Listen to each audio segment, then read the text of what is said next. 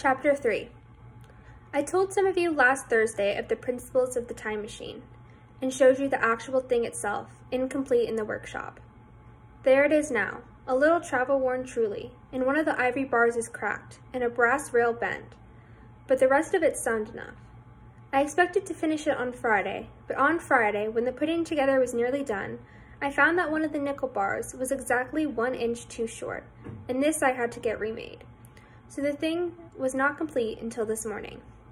It was at 10 o'clock today that the first of all the time machines began its career. I gave it a last tap, tried all the screws again, put one more drop of oil on the quartz rod, and sat myself in the saddle. I suppose a suicide who holds a pistol next to his skull feels much the same wonder at what will come next as I felt then. I took the starting lever in one hand and the stopping one in the other, and pressed the first, and immediately the second.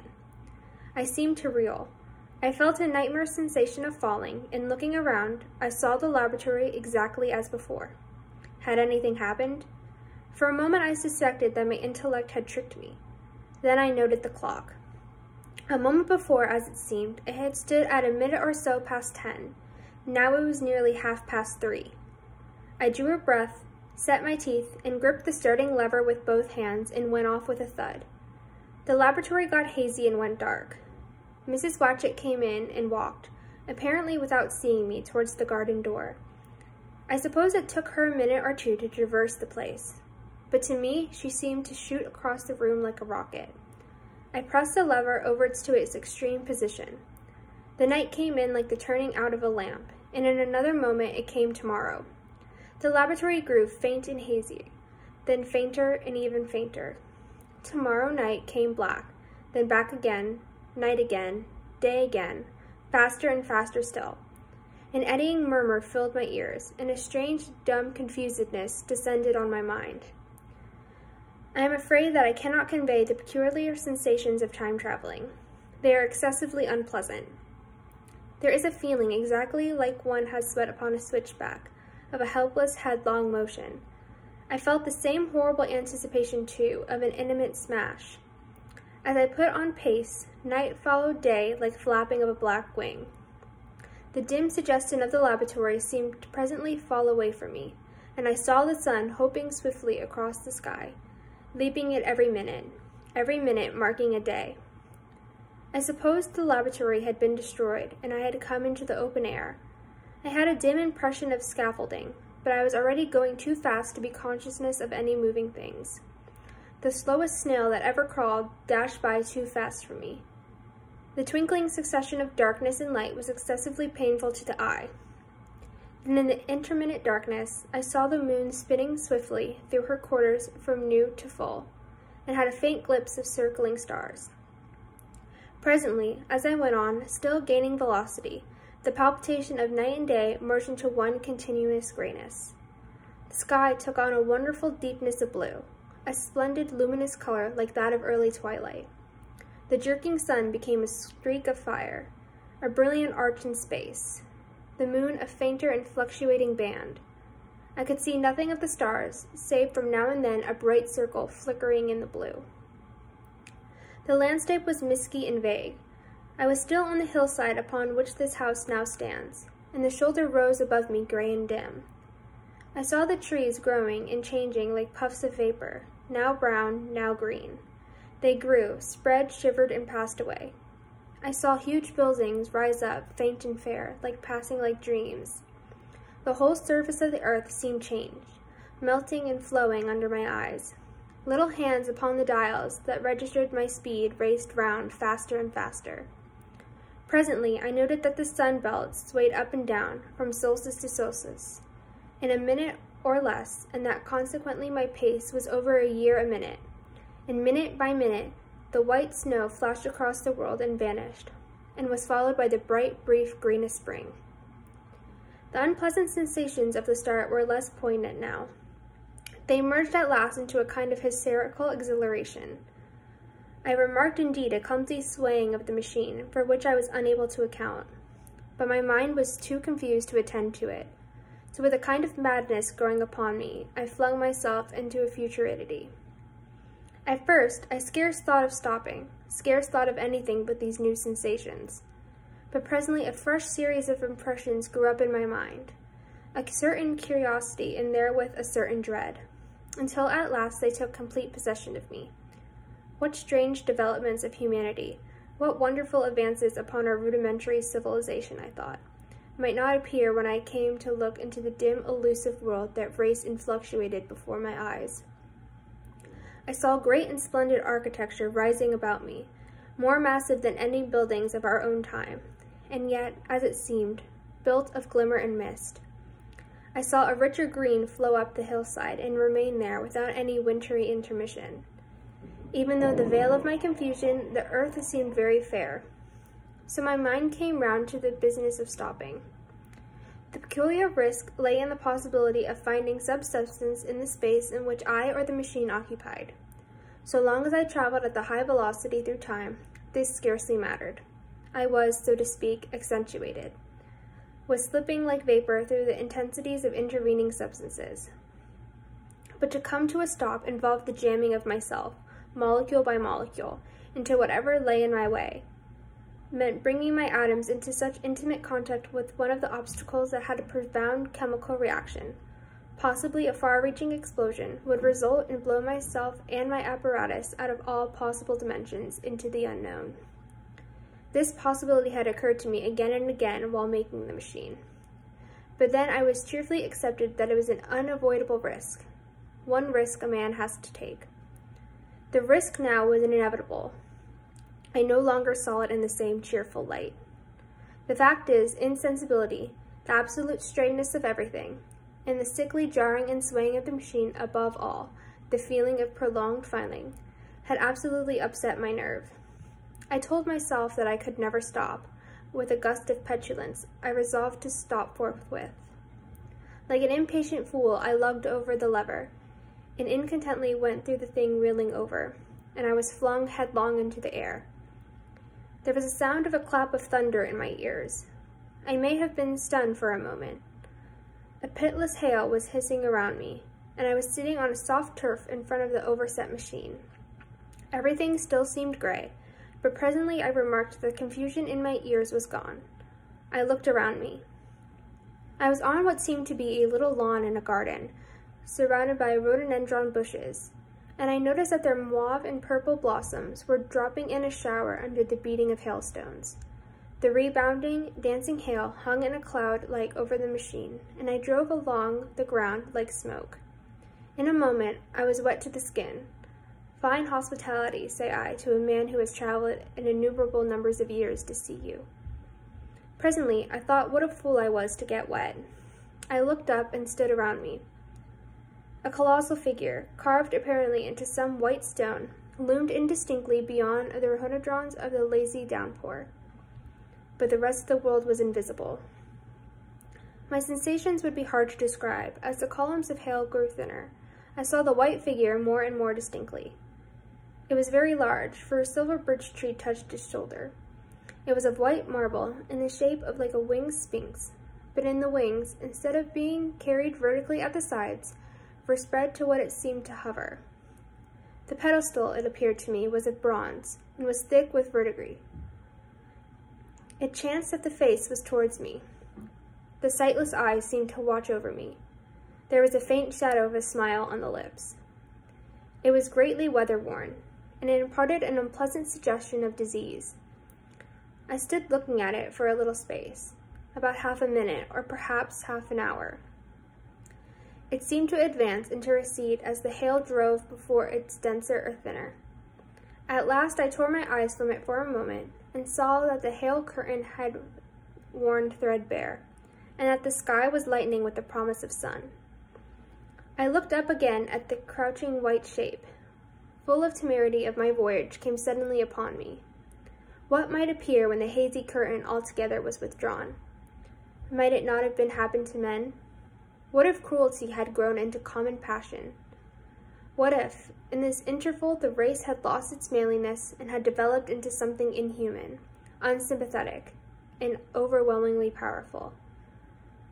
I might seem to some old-world savage animal, only the more dreadful and disgusting for our common likeness, a foul creature to be incontinently slain. Already I saw the other vast shapes, huge buildings with intricate parapets and tall columns, with a wooded hillside dimly creeping in upon me and through the lessening storm. I was seized with a panic fear. I turned frantically to the time machine and strove hard to readjust it. As I did so, the shafts of the sun smote through the thunderstorm. The gray downpour was swept aside and vanished like trailing garments of a ghost. Above me, in the intense blue of the summer sky, some faint brown sheds of cloud swirled into nothingness. The great buildings about me stood clear and distinct, shining with the wet of the thunderstorm and picked out in a white by the unmelted hailstones piled along their courses. I felt naked in a strange world. I felt perhaps as a bird may feel in the clear of the air, knowing the hawk wings above me will swoop. My fear grew into frenzy. I took a breathing space, set my teeth, and again grappled fiercely, wrist and knee, with the machine. It gave under my desperate onset and turned over. I stuck my chin violently. One hand on the saddle, the other on the lever. I stood panting heavily in an altitude to mount again. But with this recovery of a prompt retreat, my courage recovered. I looked more curiously and less fearfully at this world of the remote future. In a circular opening, high up in the wall of the nearer house, I saw a group of figures clad in rich, soft robes. They had seen me, and their faces were directed towards me. Then I heard voices approaching me. Coming through the bushes by the white sphinx were the heads and shoulders of men running. One of these emerged in a pathway leading straight, one to the lawn on which I stood with my machine. He was a slight creature, perhaps about 4 feet high, clad in a purple tunic and girdled at the waist with a leather belt. Sandaled or buskins, I could not clearly distinguish which, were on his feet. His legs were bare to his knees. Noticing that, I noticed for the first time how warm the air was. He struck me as being a very beautiful, very graceful creature, but indescribably frail. His flushed face reminded me of a beautiful kind of consumptive, that hectic beauty of which we hear so much. At the sight of him, I suddenly regained confidence. I took my hands from the machine. Chapter 4. In another moment, we were standing face to face. I and this fragile thing of futurity. He came straight up to me and laughed into my eyes. The absence from his bearing of any sign of fear struck me at once. Then he turned to the 2 others who were following him and spoke to them in a strange, very sweet, liquid tongue. There were others coming, and presently a little group of perhaps 8 or 10 of those exquisite creatures were about me. One of them addressed me. It came to my head, oddly enough, that my voice was too harsh and deep for them. So I shook my head, pointing to my ears, and shook again. He came a step forward, hesitated, then touched my hand. Then I felt the other soft little tentacles on my back and shoulders. They wanted to make sure I was real. There was nothing in this at all alarming. Indeed, there was something in these pretty little people that inspired confidence, a graceful gentleness, a certain childlike ease. And besides, they looked so frail that I could fancy myself flinging the whole dozen of them about like 9 pins. But I suddenly made the motion to warn them when I saw their pink hands feeling at the time machine. Happily then, when it was not too late, I thought of the danger I had hitherto forgotten.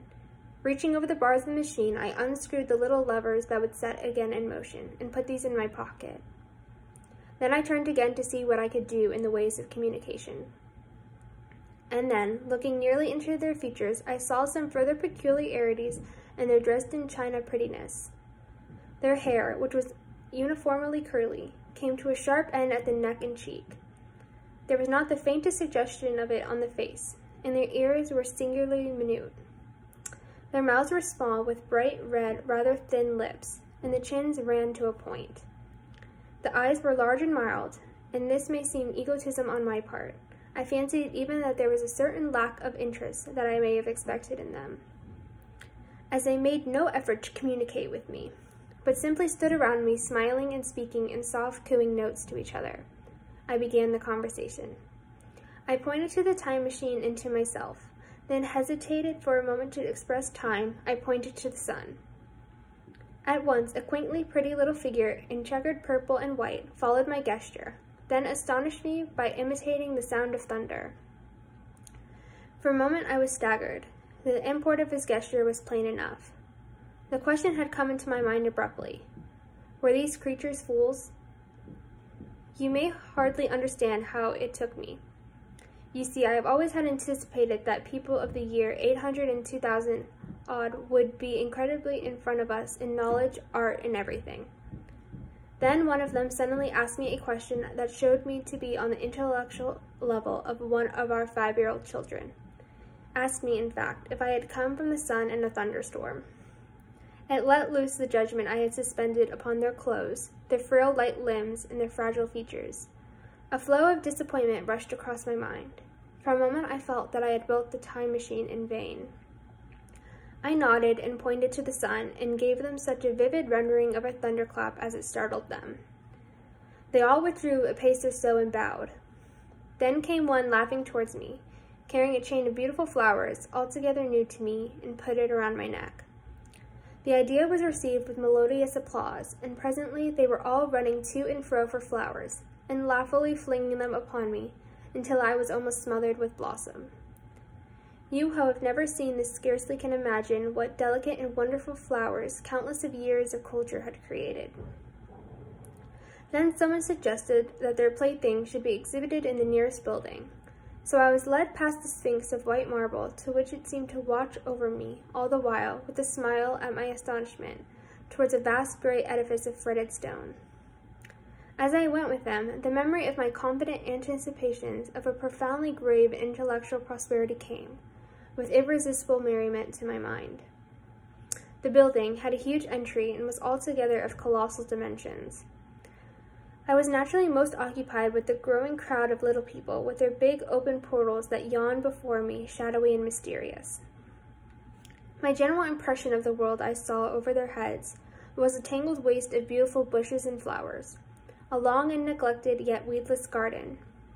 I saw a number of tall spikes and strange white flowers, measuring a foot perhaps across the spread of the waxen petals. They grew scattered, if wild, among the segregated bushes and shrubs. But as I did say, I did not examine them closely at this time. The time machine was left deserted on the turf among the rhododendrons. The arch of the doorway was richly carved, but did not naturally observe any carving narrowly, though I fancied I saw suggestions of old Phoenician decorations as I passed through, and it struck me that they were very badly broken and weather-torn. Several more brightly clad people met me in the doorway, and we entered. I, dressed in dingy 19th century garments, looking grotesque enough, garlanded with flowers and surrounded by an eddying mass of bright, soft, colorful robes and shining white limbs, and a melodious whirl of laughter and laughing speech. The big doorway opened into a proportionally great hall, hung with brown. The roof was in shadow, and the windows, partially glazed with colored glass and partially unglazed, admitted a tempered light. The floor was made up of huge blocks of some very hard white metal, not plates nor slabs, blocks, and it was so much worn that I judged by the going to and fro of past generations, as to be deeply channeled among the more frequent ways. Transverse to the lengths there were innumerable tables made of slabs and polished stone, raised perhaps a foot or so from the floor. Upon these were heaps of fruit. Some I recognized as a hybrid of raspberry and orange.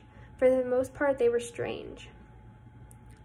Between the tables, scattered was a great number of cushions. Upon these, my conductors seated themselves, signing for me to do otherwise. With a pretty absence of ceremony, they began to eat the fruit with their hands, flinging the peel and stalks, and so forth into the round openings on the sides of the tables. I was not too loath to follow their examples, for I felt thirsty and hungry. As I did so, I surveyed the hall at my leisure. And perhaps the thing that struck me the most was its dilapidated look. The stained glass windows, which displayed only geometrical pattern, were broken in many places, and the curtains that hung across the lower end were thick with dust. And it caught my eye that at the corner of the marble table near me was fractured. Nevertheless, the general effect was extremely rich and picturesque. There were perhaps a couple hundred of people in the dining room, most of them seated near me, as they could come, were watching me with interest, their little eyes shining over the fruit they were eating, all clad in the same soft yet strong, silky material. Fruit, by the way, was their diet. These people of the remote future were strict vegetarians. While I was with them, in spite of some carnal cravings, I had to be frugivorous also. Indeed, I found afterwards that horses, cattle, sheep, and dogs had followed the Ichthyosaurus into extinction. But the fruits were very delightful. One in particular seemed to be in season all the time I was there. A flowery thing in a three-sided husk was especially good, and I made it my staple. At first I was puzzled by all these strange fruits and made the strange flowers I saw, but later I began to perceive their import. However, I am telling you of my fruit dinner in the distant future now. So as soon as my appetite was a little checked, I determined to make the resolute attempt to learn the speech of these new men of mine. Clearly, that was the next thing to do. These fruits seemed to be a convenient thing beginning upon, and holding one of these up, I began a series of interrogative sounds and gestures. I had some of the considerable difficulty in conveying my meaning. At first, my efforts were met with a stare of surprise or indistinguishable laughter, but presently a fair-haired little creature seemed to grasp my intention and repeated a name. They had to chatter and explain the business at great length to each other, and my first attempts to make the exquisite little sounds of their language caused an immense amount of amusement. However, I felt like a schoolmaster amidst children and persisted, and presently I had a score of noun substantives of which I had at my command. And then I got to demonstrative pronouns, and I even got the verb to eat. But it was slow work, and the little people soon tired and wanted to get away from my interrogations. So I determined, rather of necessity, to let them give their lessons in little doses when they felt inclined. In very little doses I found they were before long. I never met more people indolent or more easily fatigued. A queer thing I soon discovered about my little host was their lack of interest. They would come to me with eager cries of astonishment, like children. But like children, they would soon stop examining me and wander away for some other toy. The dinner and my conversational beginnings ended. I noted for the first time that almost all those surrounded me were gone. It is odd, too, how speedily I came to disregard these little people. I went out through the portal to the sunlit world again, and as soon my hunger was satisfied. I was continually meeting more and more of these men of the future, who would follow me a little distance, chatter and laugh about me, and having smiled and gesticulated in a friendly way, leave me again to my own devices. The calm of evening was upon the world as I emerged from the great hall, and the scene was lit by the warm glow of the setting sun. At first, they were very confusing. Everything was so entirely different from the world I had known, even the flowers. The big building I had left was situated on the slope of a broad river valley, but the Thames shifted perhaps a mile from its present position. I resolved to mount the summit of a crest, perhaps a mile and a half away, from which I could get a wider view of our planet in the year 800,000 to 701 AD. For that, I should explain, was the date of the dials on my machine recorded. As I walked, I was watching for every impression that it could possibly help me explain the condition of ruinous splendor in which I found the world, for ruinous it was.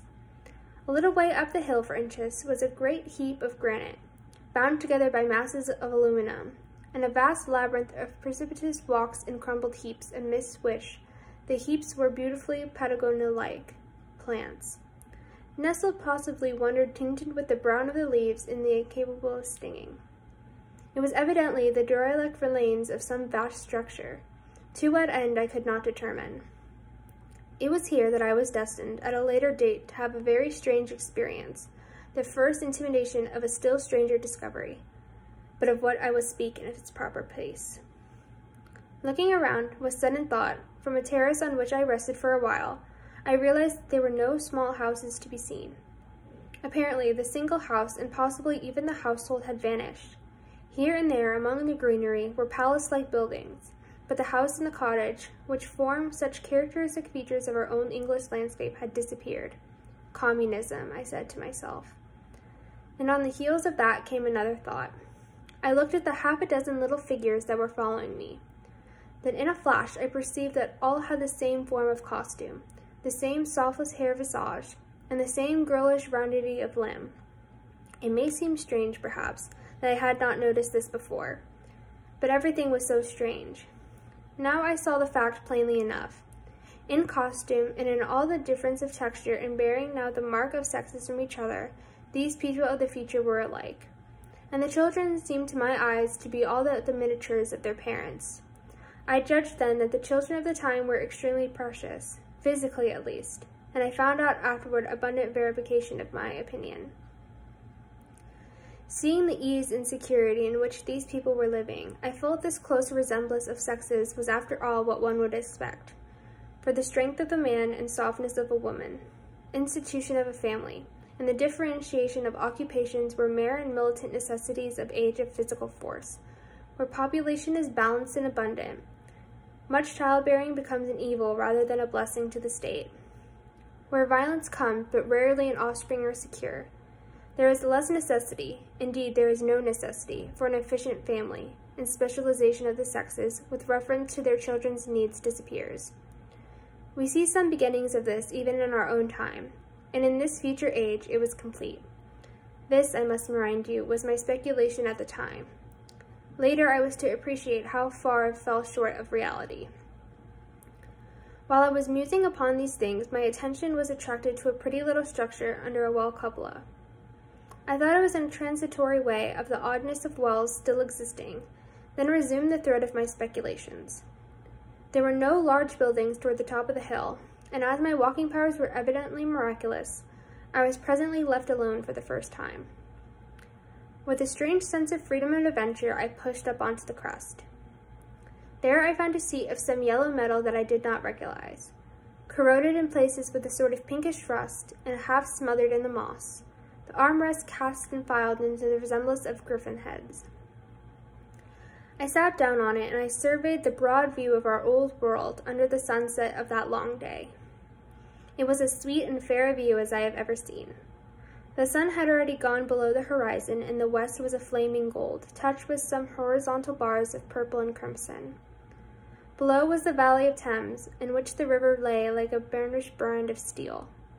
I have already spoken about the great palaces dotted among the variegated greenery, and some of the ruins were still occupied.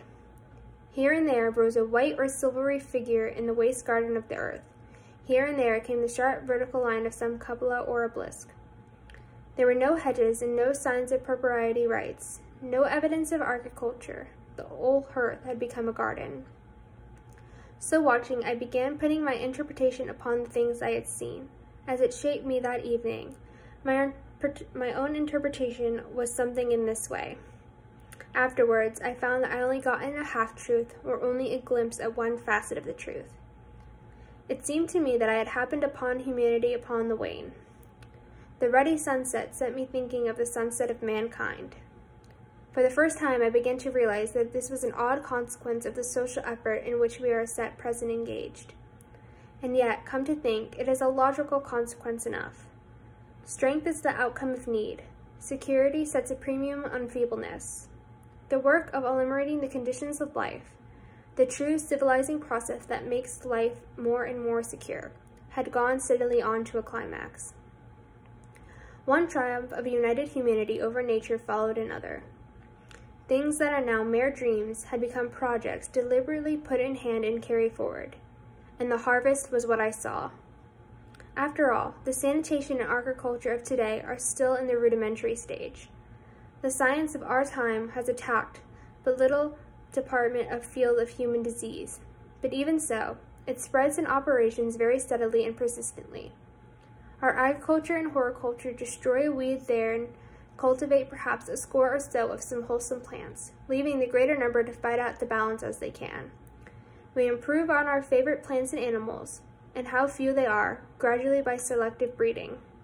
Now a new and better peach, now a new seedless grape, now a sweeter and larger flower, now a more convenient breed of cattle. We improve them, and gradually because our ideas are vague and tentative, and our knowledge is very limited, because nature too is shy and slow in our clumsy hands. Some day this will all be better organized and still better. That is the drift of the current spite of the eddies. The whole world will be intelligent, educated, and co-operating. things will move faster and faster towards the subjugation of nature. In the end, wisely and carefully, we shall readjust the balance of the animal and vegetable to suit our own human needs. This adjustment, I say, must have been done, and done well. Done indeed for all the time, in the space of time across which my machine had leaped.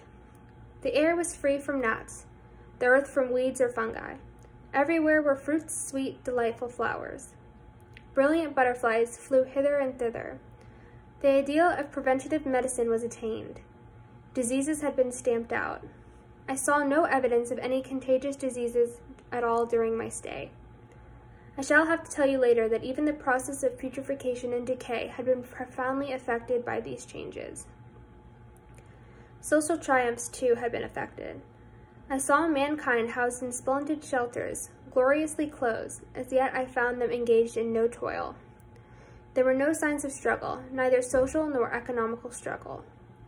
Their shop, the advertisement, traffic, and all that commerce which constitutes the body of our world was gone.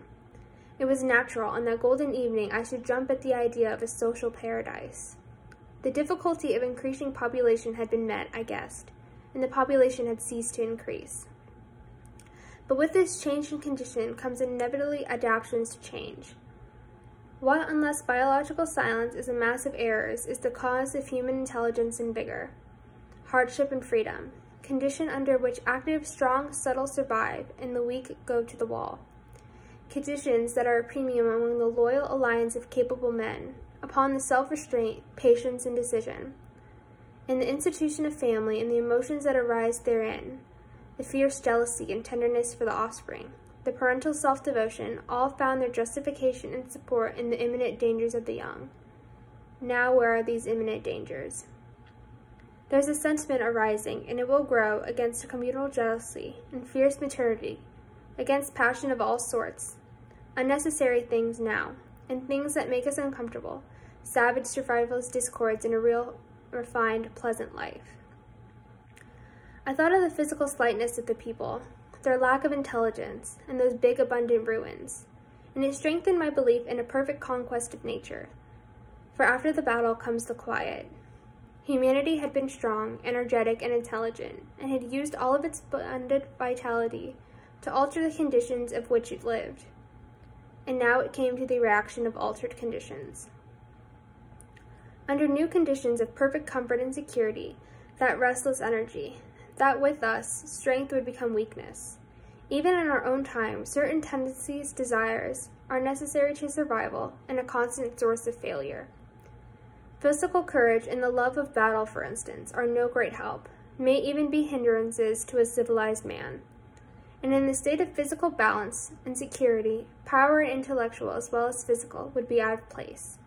For countless years I judged that there had been no danger of war or solitary violence, no danger from wild beasts, no wasting disease to require the strength of constitution, no need of toil. For such a life, we could call the weak we are well equipped as the strong. We are indeed no longer weak. Better equipped indeed they are, for the strong would be affrighted at the energy of which there was no outlet. No doubt the exquisite beauty of the buildings I saw was the outcome of the last surgings of now purposeless energy of mankind, before it settled down into the perfect harmony with the conditions under which it lived, the flourish of that triumph which began at last the great peace. This has ever been the fate of energy and security. It takes to art and to eroticism, then come the languor and decay. Even this artistic impetus would last die away, had almost died in the time I saw. To adorn themselves with flowers, to dance and sing in the sunlight, so much was left to the artistic spirit, and no more. Even that would fade in the end to a contented inactivity. We are kept keen on the grindstone of pain and necessity, and it seemed to me that here was the hateful grindstone broken at last. As I stood there in the gathering of the dark, I thought that the simple explanation I had mastered the problem of the world, mastered the whole secret of these delicious people. Possibly the checks they had devised for the increased population had succeeded too well, and their numbers had rather diminished than kept stationary. That would account for the abandoned ruins. Very simple was my explanation, and plausible enough, as most wrong theories are. Chapter 5. As I stood there musing over this too perfect triumph of man, the full moon, yellow and gibbous, came out through the bright overflow of silver right to the northeast. The bright little features ceased to move about below, and a noiseless owl flitted by, and I shivered with the chill of the night. I determined to descend where I could sleep. I looked for the building I knew. Then my eye traveled along to the figure of the white sphinx upon the pedestal of bronze, growing distinct as the light of the rising moon grew brighter.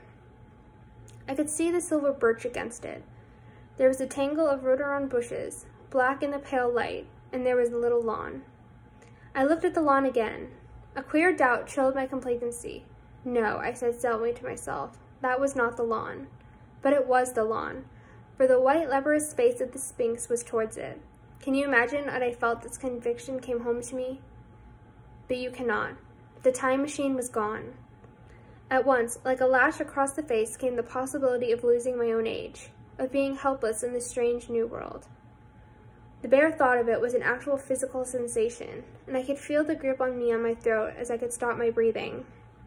In another moment, I was in the passion of fear and running with great leaping strides down the slope. I fell once headlong and cut my face. I lost no time in staunching the blood, but jumped up and ran on, with a warm trickle down my cheek and chin. All the time I ran, and I was saying to myself, they have moved it a little. Push it under the bushes out of the way. Nevertheless, I ran with all my might. All the time, with all the certainty of sometimes comes with excessive dread. I knew that such assurance was folly. I knew instinctively that the machine was removed out of my reach. My breath came with pain. I suppose I covered the whole distance from the crest of the hill to the little lawn, 2 miles perhaps, in about 10 minutes. And I am not a young man. I cursed aloud as I ran at my confident folly in leaving the machine, wasting the good breath thereby. I cried out aloud, and none answered. Not a creature seemed to be stirring on that moonlit world. When I reached the lawn, my worst fears were realized. Not a trace of the thing was to be seen. I felt faint and cold when I faced the empty space among the black tangle of bushes. I ran and ran furiously as the thing might be hidden in a corner, then stopped abruptly with my hands clutching my hair. Above me towered the white sphinx upon the bronze pedestal, white, shining, leprous in the might of the rising moon. It seemed to smile in mockery of my dismay. I might have consoled myself by imagining the little people had put the mechanism in certain sort of shelter for me, had I not felt assured of their physical and intellectual inadequacy. That is what dismayed me, the sense of some hitherto unsuspected power through whose intervention my invention had vanished. Yet, for one thing I felt assured, unless some other age had procured this exact duplicate, the machine could not have moved in time. The attachment of the levers, I will show you a method later, prevented anyone from tampering with it in the way that they were removed. But it had been moved, and it was hid only in space. But then, where could it be? I think I must have slid into some kind of frenzy. I remember running violently in and out among the moonlit bushes all around the Sphinx, and startling some white animal that in the dim light I took for a small deer. I remember, too, late that night, beating the bushes with my clenched fist until my knuckles were gashed and bleeding from the broken twigs. Then, sobbing and raving in my anguish of the mind, I went down to the great building of stone. The big hall was dark, silent, and deserted. I slipped on one of the uneven floor and fell over one of the malachite tables, almost breaking my shin. I lit a match and went on to the dusty curtains of which I have told you. There I found a second great hall covered with cushions, upon which perhaps a score or so of those little people were sleeping. I have no doubt that they found my second appearance strange enough, coming suddenly out of the quiet darkness of inarticulate noises and the splutter and flare of a match, for they had forgotten about the matches. "Where is my time machine?" I began, bawling like an angry child, laying hands upon them and shaking them up together. I must have been very queer to them. Some laughed, and most of them looked sorely frightened. When I saw them standing around me, it came to my head that I was doing a foolish thing, and it was possible for me to do it under the circumstances, and trying to revive the sensation of fear. For reasoning from their daylight behavior, I thought that the fear must have been forgotten. Abruptly, I dashed down the match, and knocking one of the people over in my course, went blundering across the dining hall again, out under the moonlight. I heard big cries of terror and their little feet running, stumbling this way and that. I do not remember all as I did, the moon crept up in the sky. I suppose it was the unexpected nature of my loss that maddened me. I felt hopelessly cut out from my own kind, a strange animal in an unknown world. I must have raved to and fro, screaming and crying upon God and fate. I have a memory of a horrible fatigue as a long night of despair wore away, of looking in this impossible place of groping among the moonlit ruins and touching strange creatures in the black shadows. At last, of lying on the ground near the Sphinx and weeping with absolute wretchedness. I had left nothing but misery. Then I slept, and when I awoke again it was full of day. A couple of sparrows were hopping around me on the turf within reach of my arm. I sat up in the freshness of the morning, trying to remember how I had gotten here, and why I had such a profound sense of desertion and despair. Then things became clear in my mind. With a plain, reasonable daylight, I could look at my circumstances fairly in the face. I saw the wild folly of my frenzy overnight, and I could reason with myself. Suppose the worst, I said. Suppose the machine altogether lost and perhaps destroyed. It behooves me to be calm and patient, to learn the way of the people, to get a clear idea of the method of my loss, and the means of getting materials and tools, so that in the end, perhaps, I could make another. That would be my only hope, perhaps, but better than despair. After all, it was a beautiful and curious world. But probably the machine had only been taken away. Still, I must be calm and patient in finding its hiding place, and to recover it by force or cunning. And with that, I scrambled to my feet, looked about me, and I wondered where I could bathe. I felt the weary, stiff, and travel-soiled. The freshness of the morning made me desire an equal freshness. I had exhausted my emotion. Indeed, as I went about my business, I found myself wondering at my intense excitement overnight. I made a careful examination of the ground around the little lawn. I wasted some time in the futile questionings conveyed, as well as I was able to such of the place the little people came by. They all failed to understand my gestures. Some were simply stolid. Some thought it was a jest and laughed at me.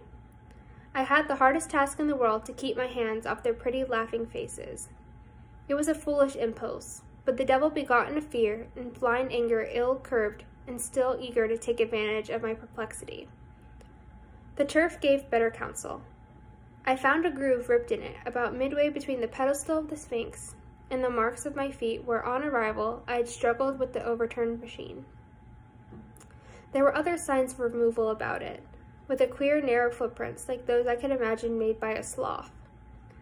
This directed my closer attention to the pedestal. It was, as I think I may have said, of bronze. It was not a mere block, but highly decorated with deep framed panels on either side. I went and rapped at these. The pedestal was hollow. Examining the panels with care, I found them discontinuous with the frames.